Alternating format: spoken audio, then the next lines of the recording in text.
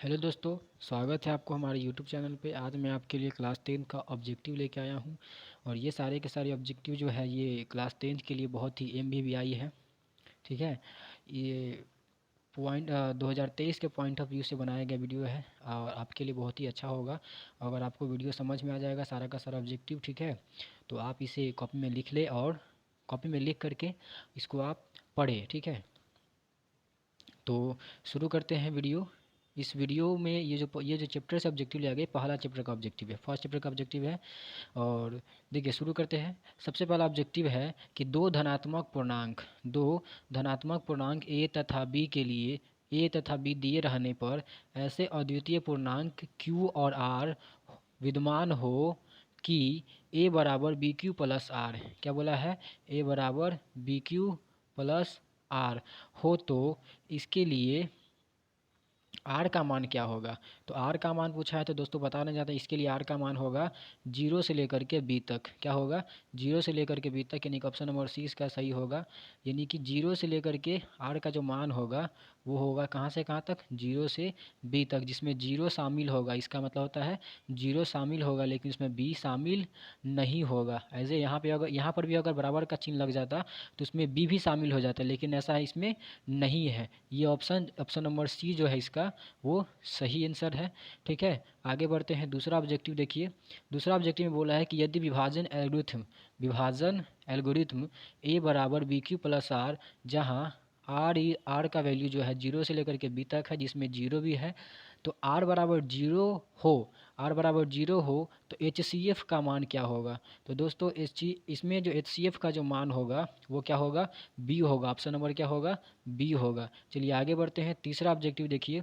तीसरा क्या बोला है, यदि x और y दो लगातार धनात्मक समपूर्णांक इस प्रकार हो कि x जो हो वो लेस देन जीरो हो, तो x प्लस वाई का मान क्या होगा। तो दोस्तों x प्लस वाई का मान इसमें क्या होगा, विषम पूर्णांक होगा। क्या होगा, विषम पूर्णांक होगा। अब कैसे होता है, तो देखिए इसमें बोल रहा है कि x और y दो लगातार धनात्मक समपूर्णांक, जैसे कि 2, 4, 6, 8, ये सब धनात्मक समपूर्णांक है। तो इसमें क्या बोला है, x प्लस वाई, यानी कि इसमें से किसी दो को जोड़ के देखिए। 2 + 4, उसको 2 से भाग कर दीजिए, कितना आएगा, 6/2, यानी कि कितना कटने में आ जाएगा, 3। तो 3 क्या है दोस्तों, 3 एक प्रकार का विषम पूर्णांक है। क्या है, विषम पूर्णांक है, इसीलिए इसका राइट आंसर हो जाएगा ऑप्शन नंबर बी, यानी कि विषम पूर्णांक। चलिए आगे बढ़ते हैं। चौथा नंबर ऑब्जेक्टिव देखिए। चौथा नंबर ऑब्जेक्टिव क्या बोलता है, यदि p और q दो लगातार धनात्मक विषम पूर्णांक हो, तो इस प्रकार p अगर ग्रेटर देन जीरो, p अगर ग्रेटर देन q हो, तो इसके लिए p माइनस क्यू, क्या बोला है, p माइनस क्यू का मान क्या होगा। तो दोस्तों इसके लिए p माइनस क्यू का मान होगा विषम पूर्णांक ही होगा। कैसे, इसका भी वही एग्जाम्पल है दोस्तों, जैसे 1, 3, 5 ये सब क्या होता है, विषम पूर्णांक होता है। तो अगर इसमें से आप कोई एक लेते हैं, 1, 3, 5, 7, तो इसमें से आप अगर घटाते हैं, p माइनस क्यू करते हैं, जैसे 5 में से 3 घटा दिए, ठीक है, तो कितना आएगा दोस्तों, 2, और 2 से 2 कट जाएगा, कितना आएगा, 1, और एक क्या होता है, विषम पूर्णांक होता है। क्या होता है, विषम पूर्णांक होता है, इसलिए इसका राइट आंसर हो जाएगा ऑप्शन नंबर बी, यानी कि विषम पूर्णांक। आगे बढ़ते हैं। 5 नंबर ऑब्जेक्टिव देखिए क्या लिखा है, 2 + √2, क्या है, 2 + √2, ये क्या है दोस्तों, तो 2 + √2 जो है ये अपरिमेय संख्या है। क्या है, अपरिमेय संख्या है। इसमें आप कन्फ्यूज नहीं होइएगा, ऑप्शन इसमें हेरा फेरी करके दिया जा सकता है। ठीक है, अगला ऑब्जेक्टिव देखिए। 6 नंबर बोला है पाई क्या है। तो ये बहुत ही VBI है दोस्तों, VBI है, ये बार बार ऑब्जेक्टिव आता है बिहार बोर्ड के एग्जाम में, और बच्चे इसमें गलती भी करते हैं। ठीक है, तो पाई जो है ना दोस्तों, पाई क्या है, तो पाई एक प्रकार का अपरिमेय संख्या है। क्या है, अपरिमेय संख्या है। परिमेय संख्या कभी नहीं मारिएगा इसमें, और ये दोनों का तो बात ही नहीं है। चलिए आगे बढ़ते हैं। अगला ऑब्जेक्टिव है 7 नंबर। 7 नंबर में क्या बोला जा रहा है, √2 क्या है। तो दोस्तों √2 जो है ये भी क्या है, अपरिमेय संख्या है। क्या है, अपरिमेय संख्या है। अगला ऑब्जेक्टिव देखिए। अगला बोला जा रहा है 3 - √3, क्या बोला है, 3 - √3, 3 - √3 क्या है, तो ये भी अपरिमेय संख्या है दोस्तों। क्या है, अपरिमेय संख्या है। अगला 7√5, क्या है, 7√5, तो 7√5 भी क्या है दोस्तों, ये भी अपरिमेय संख्या है। अगला क्वेश्चन 1/√2, 1/√2 क्या है दोस्तों, तो 1/√2 भी जो है ना वो ये भी अपरिमेय संख्या है। क्या है, अपरिमेय संख्या। अगला क्वेश्चन देखिए। बोला जा रहा है कि ई जो है, ये है क्या है ये? तो ये भी क्या है, ये अपरिमेय संख्या है। क्या है? अपरिमेय संख्या है दोस्तों। कैसे है? देखिए इसमें क्या हो रहा है कि ये रिपीट रिपीट हो रहा है, रिपीट रिपीट, ये बढ़ता जा रहा है, बढ़ता जा रहा है, इसका कोई अंत ही नहीं है दोस्तों। जब किसी का अंत नहीं होता है ना दोस्तों, तो उसको क्या बोला जाता है? अपरिमेय संख्या। क्या बोला जाता है? अपरिमेय संख्या। अगला क्वेश्चन भी इसी प्रकार का है, जिसका भी कोई अंत नहीं है तो ये भी क्या हो जाएगा? अपरिमेय संख्या। जिसका अंत नहीं है उसको क्या बोलेंगे? अपरिमेय संख्या। देखिए दोस्तों अगला क्वेश्चन बोला जा रहा है कौन परिमेय संख्या है? निम्नलिखित में से कौन परिमेय संख्या है? तो इसमें देखिए, इसमें इसमें से हमको परिमेय संख्या छाट के निकला है। तो देखिए 49/64, इसका 49 का स्क्वायर रूट क्या निकलता है? 7, और 64 का क्या निकलता है? 8। इसलिए इसका सही ऑप्शन हो जाएगा ऑप्शन नंबर ए। बाकी सब इसका ऑप्शन जो है ये गलत है, ये भी नहीं होगा, ये भी नहीं होगा, ये भी नहीं होगा। ठीक है, चलिए आगे बढ़ते हैं। अगला अगला ऑब्जेक्टिव देखते हैं, निम्नलिखित में से कौन अपरिमेय संख्या है दोस्तों? तो देखिए 64 का जो होता है वो 8 निकल जाता है स्क्वायर रूट, 36 का 6 निकल जाता है तो ये परिमेय संख्या हो गया। 81 का 9 निकल जाता है, ये भी परिमेय संख्या हो गया। और ये ऑप्शन नंबर जो डी दिया गया है इसमें 49 का 7 निकल जाता है, 9 का 3 निकल जाता है, ये भी परिमेय संख्या हो गया। तो अपरिमेय संख्या बोला है, परिमेय संख्या कौन है? तो ऑप्शन नंबर सी। चलिए आगे बढ़ते हैं। अगला ऑब्जेक्टिव है 15 नंबर। उसमें क्या बोला जा रहा है कि दो परिमेय संख्या, क्या बोला है? दो परिमेय संख्या के बीच अधिकतम कितनी परिमेय संख्या हो सकती है? तो दोस्तों दो परिमेय संख्याओं के बीच में अधिकतम संख्या कितनी परिमेय संख्या लिखी जा सकती है? तो इसका कोई अंत ही नहीं दोस्तों।